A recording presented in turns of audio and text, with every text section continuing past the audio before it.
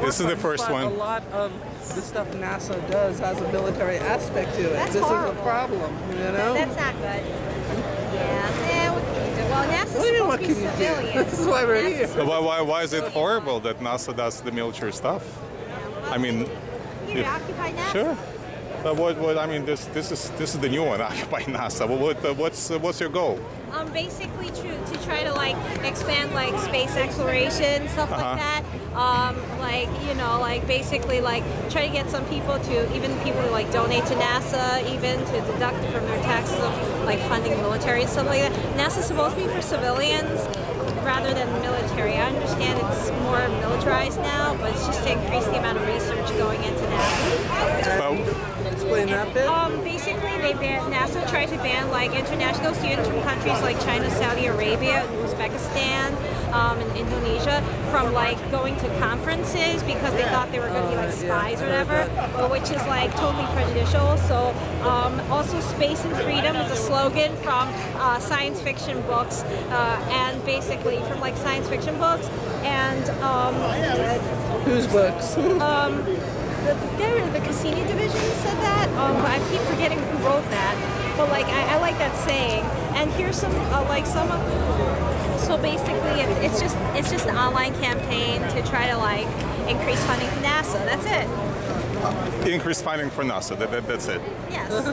Okay. I mean, it's a noble goal. But what do you think about our dependence on the Russians? I mean, what's your point? I think like we got to work together as an international community to like increase like funding for space research, regardless of what country it is.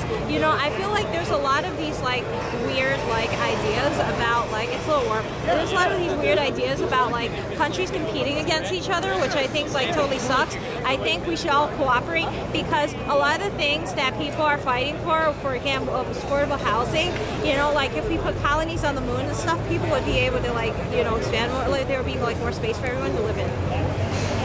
But if Russians are our adversaries, and they have been, and unfortunately now it's coming back to having adversarial relations with the Russians, well, what are you going to do about it? If let's say the Russians say, just the other day actually, one of the Russian parliamentarians say, if you want to fly to space now, you know what, use the trampoline. Yeah. So, I mean, well, what are you going to do about it then?